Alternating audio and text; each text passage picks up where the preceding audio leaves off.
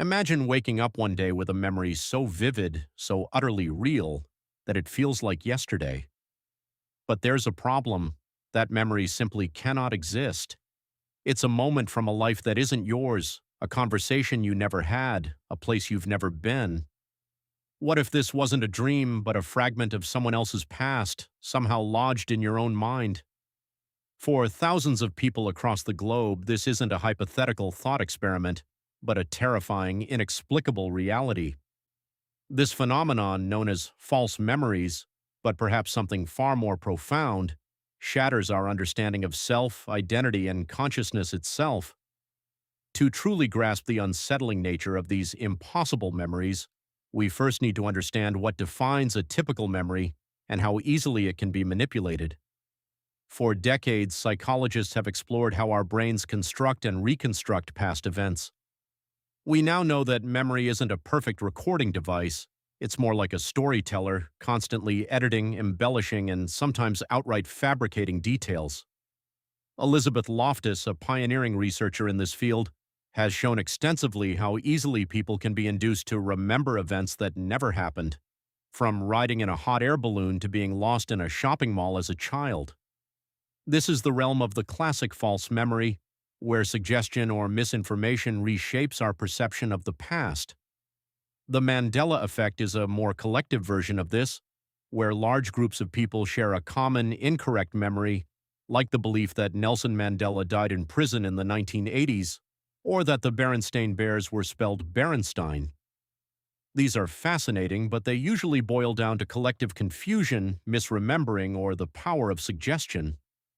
However, what we're about to explore goes far beyond simple misremembering or a collective delusion. These aren't just details gone awry.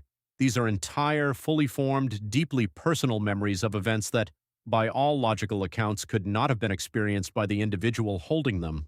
They feel too real, too specific, too alien to be mere fabrication.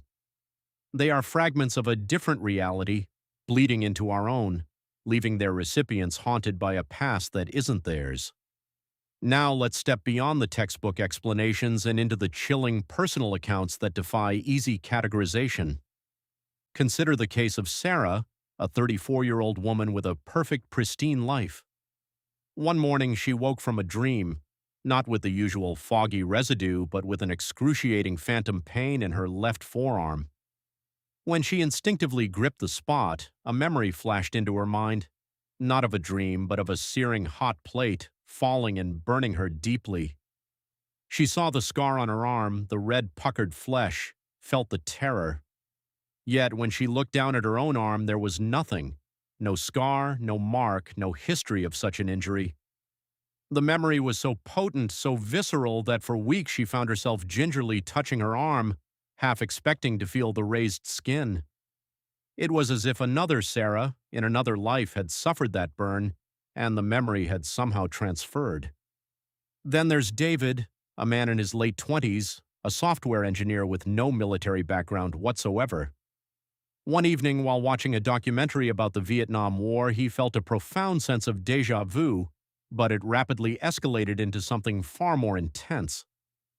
Suddenly, he was scrambling through dense jungle, the smell of cordite thick in the air, the guttural screams of men echoing around him. He knew the specific model of his service rifle, the faces of his squad mates, even the exact coordinates of a long-forgotten ambush. He could describe the taste of the dirt, the oppressive humidity, the crushing weight of fear. It wasn't a fantasy, it was a memory. But David had never served in any war. He'd never even left the country. These memories were so detailed, so emotionally charged, that they caused him severe panic attacks, manifesting like PTSD flashbacks from a war he never fought. These aren't just people thinking they saw an actor in a different movie. These are deep personal experiences that originate from an unknowable source, leaving a profound impact on the experiencer. Amelia, a young artist, recounted a recurring lucid dream from her childhood. In this dream, she was playing by a riverbank, wearing a distinctly patterned dress that her mother swore she never owned. She'd always dismiss it as a dream until one day, browsing an antique store, she saw a faded photograph of a different young girl by a similar river, wearing that exact dress. The girl in the photo wasn't Amelia, but the background, the river, even a small, oddly shaped stone she distinctly remembered, were identical to her dream. The store owner explained the photo was from the 1950s, taken in a remote village hundreds of miles from where Amelia had grown up. Who was that girl, and how did her exact forgotten moment become a vivid snippet in Amelia's own subconscious? But things escalate well beyond phantom pains or vivid dreams. Some cases are far more unsettling, hinting at a terrifying bleed-through between realities or even lives. Consider the story of Thomas, a seemingly ordinary accountant. One night he awoke in a cold sweat, paralyzed by terror. He remembered dying. Not a near-death experience, but the distinct, agonizing final moments of someone else's life. He remembered the specific sickening lurch of the car, the crunch of metal against bone, the fading sight of a blue sedan, and the overwhelming feeling of regret as a woman's name, Eleanor, escaped his lips. The memory was so precise, so horrifically real, that he spent weeks researching local car accidents, convinced he would find a record of this death, this Eleanor. He found nothing matching the exact details, yet the trauma remained, a persistent phantom pain in his chest where the steering wheel had crushed him. How could a living man possess such a concrete, terrifying memory of an ending that wasn't his? Perhaps even more chilling is the account of Lena, a woman who, from a young age, had incredibly detailed memories of a house she'd never lived in. She knew the layout, the creak of the third stair from the bottom, the wallpaper patterns in the master bedroom, the smell of jasmine by the back porch. She could even describe a small, unique stain on the kitchen ceiling. Her parents dismissed it as an overactive imagination, until one day on a road trip her family took a detour through a quaint old town. As they drove past a particular street, Lena gasped. "That's it!" she cried, pointing to an unassuming Victorian house. "That's my house!" Her parents, humoring her, pulled over. Lena walked up to the door and without hesitation described features that couldn't be seen from the street. The exact location of a swing in the backyard, the intricate design of a stained glass window high on the second floor, the presence of an old gnarled oak tree in the front garden that obscured the view. She even knew about the faint water-stained patch on the kitchen ceiling. The current owners, baffled and a little spooked, confirmed every detail. Lena had never been there in her life, yet she had the profound, intimate memories of someone who had lived there for years.